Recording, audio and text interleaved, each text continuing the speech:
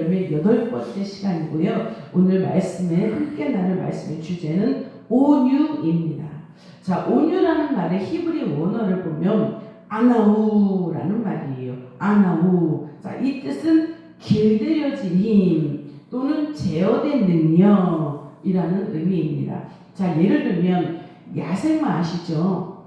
길들여지지 않은 그 야생마, 정말 천방지축 이 야생마가요 길들여져서 주인의 뜻에 따라 힘을 절제하는 것, 이것이 바로 온유입니다.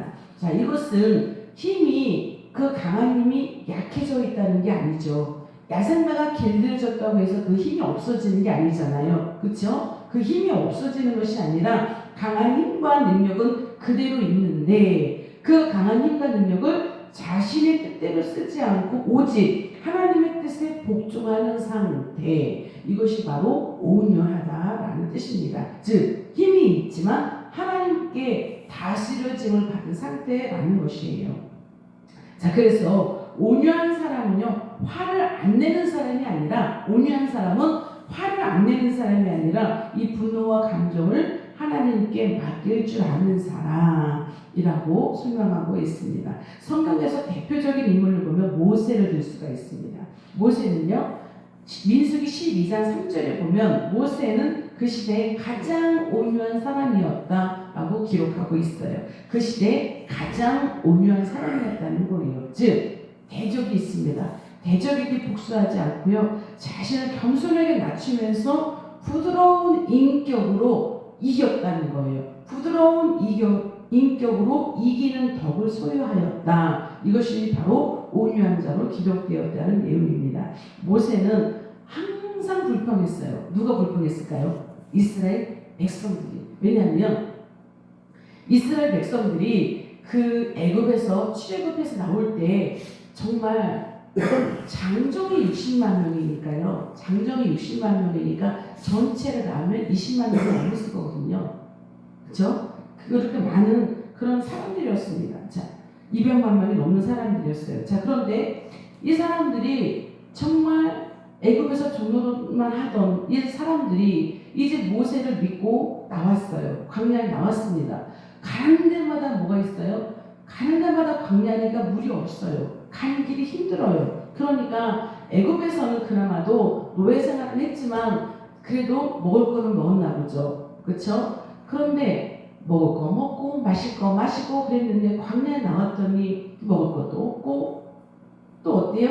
마실 물도 없고. 그러니까 항상 이 모세와 아론에게 불평하고 돌 던져서 죽이려고 하고 이런 일이 항상 있었습니다. 그런데 모세는 그럴 때마다 어떻게 했는가? 정말 울부짖음으로 하나님께 매달렸습니다. 하나님, 저 백성들이 또 저렇게 합니다. 하나님 어떻게 하면 좋을까요? 그렇게 울부짖고 기도했습니다. 그러면 하나님께서 어떻게 해라. 그러면 이제 그 말씀을 전해서 백성들에게 그렇게 행했다는 거예요. 자, 그렇게 되면 어떻게 됩니까? 진노를 내리셔도 하나님이 진노하시고 벌을 내리셔도 하나님이 벌을 내리시는 거예요. 그러니까 모세가 직접 그 백성들에게 진노하고 그러는 것이 아니라 그가 화가 나죠. 분노가 나죠. 왜냐하면 이스라엘 백성들은 계속 모세를 괴롭혔으니까. 그럴 때마다 그는 다 하나님께 아뢰고 하나님께 울부짖어 기도함으로 하나님께서 그 직접 백성들을 다스릴 수 있도록 그렇게 하셨다는 거예요. 자, 그런데 한 번 혈기를 부렸습니다. 그때가 어디냐면 그때도 물이 없었어요. 그러니까 백성들이 난리가 난 거예요. 우리에게 물을 달라. 우리에게 목말라 죽게 하려고 여기를 끌어냈느냐. 막 모세와 아론에게 원망과 불평을 쏟아내기 시작을 합니다. 그때도 모세가 또 하나님께 기도했어요. 하나님, 이 백성들을 어떻게 하면 좋습니까? 그랬더니 하나님께서 모세에게 하신 말씀이 지팡이를 들어서 반석을 향하여 지팡이를 들어서 물을 내라 라고 명령하라는 거예요. 그러면 그 바위에 반석에다 대고 지팡이를 들어서 명령을 하면 그 반석에서 물이 나올 터인데, 그러면 그 물을 가지고 백성들도 마시게 하고 짐승들에게도 마시게 하라 라고 말씀해 주셨어요. 그런데 이 순간에 모세가 그걸 참지 못하는 거예요. 그래서 너무 화가 나고 혈기가 나니까 어떻게 했는가? 반석에다가 지팡이를 두고 땅땅 쳤습니다. 그러면서 백성들에게 말하기를 너희가 언제까지 이렇게 하겠느냐? 우리가 언제까지 너희에게 이렇게 하겠느냐? 라고 하면서 그 지팡이를 화가 나서 두 번을 친 거예요. 물이 나왔을까요? 안 나왔을까요?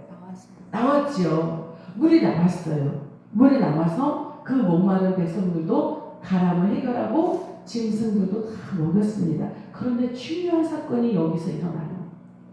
하나님께서 모세를 책망합니다.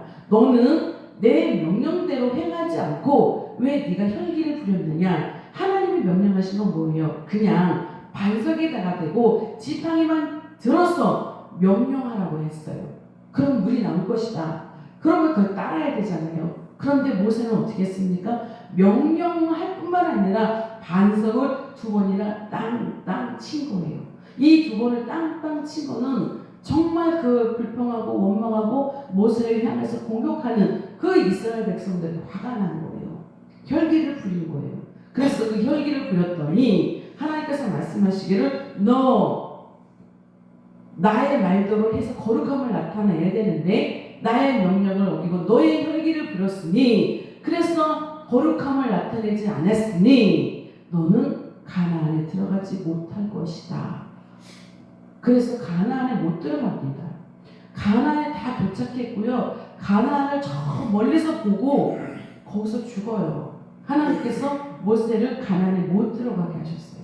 그래서 모세가 아니라 모세에게 수종들도 여호수아를 통해서 가나안 백성, 이스라엘 백성을 이끌고 가나안에 들어가게 그렇게 만드셨어요. 즉 하나님은 그거예요. 너 화가 나지? 분노가 일어나지? 그런데 그거를 네가 드러내지 말고 그거 나한테 맡겨. 그러면 진노를 내셔도 누가 내셔요? 하나님이 하셔요. 벌을 내리셔도 하나님이 내리시는 거예요. 즉 우리를 힘들게 하는 대적이 있더라도 너희가 직접 혈기내지 말고 내가 할게. 나에게 맡겨. 그래서 이 모든 것을 하나님께다 맡겨라 라고 말씀하시는 거예요. 그래서 우리가 정말 하나님 편에 있다면 여러분 하나님 편에 계세요? 아멘. 여러분 하나님 편이세요? 아멘. 그러면 여러분이 하나님 편에 있느냐 분명하시면 그러면 하나님은 여러분 편이에요. 그렇죠? 우리가 하나님 편에 있다면 그럼 하나님은 우리 편이에요. 그러면 우리의 대적이 만약에 있다면 그 대적은 누가 무찌러 주실까요? 하나님이. 우리가 직접 하는 게 아니라 내가 하나님 편에 있다면 하나님은 우리 편이에요. 내 편이에요. 그러면 하나님, 내 편인 하나님께서 그 일 직접 해결해 주신다는 거예요. 그래서 절대로 네가 화내지 마라. 네가 분노하지 마라. 왜냐하면 그렇게 하면 거룩함을 나타내는 것이 아니다. 하나님의 거룩함을 드러내는 행위가 아니다. 오히려 하나님을 욕보이는 행위다. 그거예요. 그래서 절대로 우리는 직접 혈기를 내지 말아라. 하나님의 거룩함을 드러내라 라고 우리에게 말씀하고 있습니다.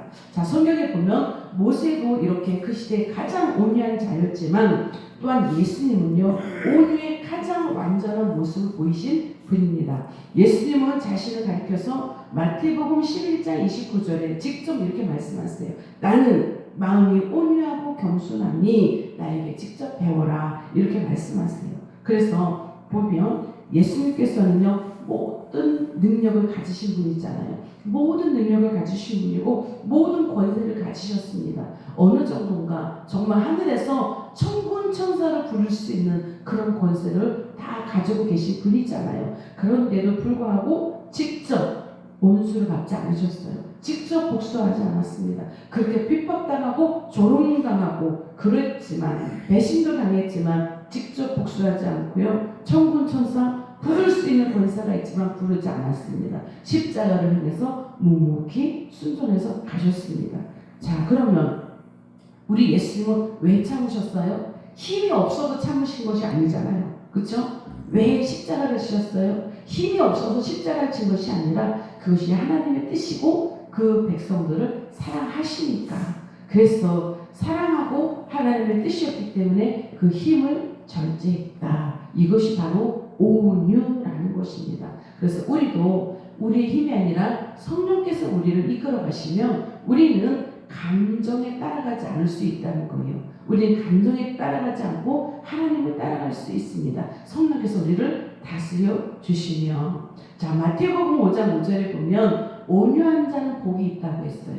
온유한 자는 복이 있나니 그들이 땅을 기업으로 받을 것이요 라고 말씀하고 있습니다. 자, 여기서 땅은요, 땅을 기업으로 받는다라고 하는 것은 정말 부동산을 말하는 게 아니에요. 정말 부동산을 많이 소유한다는 것이 아니라 하나님께서 약속하신 유업, 하나님의 약속이 우리에게 이루어진다라는 것입니다. 자, 창세기 13장에 보면 아브라함이고 롯이 있었습니다. 아브라함이 조카 롯이 있었잖아요. 그런데 하나님께서 아브라함에게도 복을 주시고 롯에게도 복을 주셔서 그 땅 가운데서 너무 소유가 넘쳐나서요. 목초지가 있는데 아브라함의 양들이 있고 롯의 양들이 있잖아요. 그런데 이 양들이 너무 많아서 이 목조가 감당이 안 되는 거예요. 그러니까 어떻게 합니까? 아브라함이 양을 치는 자들이 있고 롯이 양을 치는 자들이 있는데 이 자들이 서로 싸우는 거예요. 그러니까 아브라함은 어떻게 합니까? 우리가 이 땅이 우리를 감당하지 못하니 우리가 여기서 너랑 나랑 헤어지자, 갈라지자. 자, 그 대신에 내가 너에게 양보할게. 네가 먼저 선택하라. 네가 좌하면 내가 우할 것이고 네가 우하면 내가 좌할 것이다. 그런데요, 롯이 먼저 선택을 합니다. 가만히 보니 저 소돔과 고모라 땅이요, 정말 에덴 동산과 같은 거예요. 그렇게 아름다워 보여요. 물이 많아요. 목초지가 너무 좋아요. 그러니까 어떻게 해요? 내가 이 땅을 선택하겠습니다. 그래서 소돔과 고모라 땅 그쪽을 선택해서 롯이 가잖아요. 자, 그럼 눈에 보일 때는 어떻습니까? 그 땅이 너무 좋아 보였어요. 정말 에덴 동산과 같이 아름다웠다 그랬으니 얼마나 좋아 보였겠어요? 그런데 실질적으로 어떻습니까? 롯이 선택한 건 눈으로 봐서 좋은 거였잖아요. 자, 눈에 보여서 좋은 것을 선택해서 갔을 때 그것은요, 악이 충만한 곳이었어요. 악이.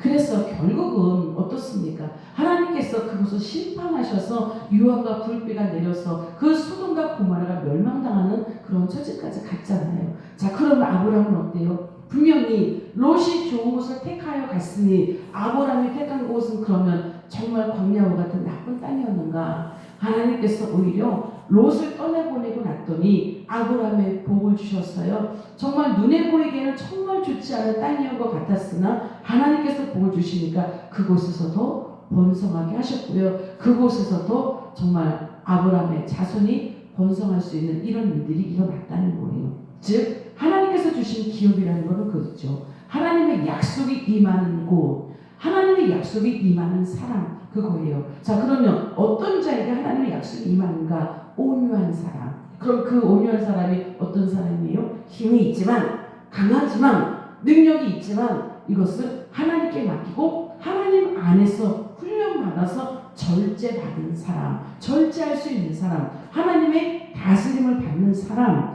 이 사람이 바로 온유한 사람이라는 거예요. 그냥 착하기만 하고 아무것도 안 하는 이런 연약한 자가 온유한 자가 아니라 강함도 있어요. 화도 있고 분노도 있어요. 그러나 이런 것을 내가 혈기내지 않고 다 하나님께 맡기고 하나님의 지시함을 받는 그런 자가 바로 온유한 자다라는 것입니다. 그래서 직접 내가 싸우지 않아도, 직접 내가 눈앞의 현실과 이익을 위해서 따라가지 않아도 내가 온유한다면, 하나님을 믿고 신뢰한다면 하나님께서 정말로 좋은 거, 진실한 거, 은혜로운 거, 이것을 나에게 부어주신다라는 것입니다. 자, 그러면 내가 이제 그럼 나도 온유해야지, 그렇다고 우리가 온유할 수가 있겠는가? 그럴 수는 없어요. 우리의 능력으로, 우리의 감정으로는 온유할 수 없습니다. 왜냐하면 우리의 본성이 있잖아요. 우리 마음속에. 우리의 본성은 무엇이든지 즉시 반응하도록 크게 만들어요. 화가 나면 즉시 나오게 하고요. 그렇죠? 어떤 상황이 있으면 즉시 혈기가 드러날 수밖에 없는 것이 바로 우리의 본성입니다. 자, 그런데 성령께서 우리를 다스려 주시면, 그래서 우리의 본성을 꺾으려면 어떻게 돼요? 매일 기도해야 되는 거예요. 기도를 쉬지 말으셔야 돼요. 왜냐하면 어제 기도했다고 해서 오늘 기도 안 하잖아요. 그러면 오늘 본성이 또 나와요. 오늘 혈기가 또 나와요. 그럼 지를 거예요. 그럼 어떻게 해야 돼요? 어제 기도했으면 오늘도 기도해야, 그래야 성령이 내 안에 계시고 성령의 성령의 나를 붙잡아 주셔서 온유할 수 있는 거죠. 그러면 오늘 기도했으면 또 내일은 괜찮은가? 내일은 또 내일의 본성이 또 나와요. 그럼 어떻게 돼요? 내일도 또 새벽님이 나오셔야죠. 그래서 기도해야죠. 그래서 매일매일 우리는 내 안에 있는 것을 다스리고 본성을 다스리고 성령께서 나를 주장해 주시기를 매일 기도하면서 나아갈 때 우리는 승리할 수 있는 것입니다. 여러분, 온유는 약한 게 아니에요. 약하지 않아요. 자, 그럼 온유는 무엇인가? 하나님께서 다스려지는, 하나님께 다스림을 받는 강함. 강한 거예요. 강함이 있어요. 강함이 없는 게 아니에요. 그런데 그 강함이 하나님께 다스려지는 거. 그럴 때 여러분이 살아요. 그럴 때 여러분의 가정이 살고요. 그럴 때 관계가 회복되고, 그럴 때 우리 교회가 살아요. 그래서 우리 꿈꾸는 교회 모든 성도들은 온유한 자가 되기를 축복합니다. 성령의 열매 중에서 온유한 열매를 맺으시는 여러분이 되시고요. 오늘 하루도 이 온유할 수 있기를 사모하면서 주님, 저를 다스려 주셔서 우리 모두가 온유한 자들이 되게 하시고, 특별히 나 자신이 온유한 자가 되게 해주십시오. 이렇게 기도하면서 나가는 저와 여러분이 되시기를 오늘도 예수님의 이름으로 축원합니다. 네, 기도하겠습니다.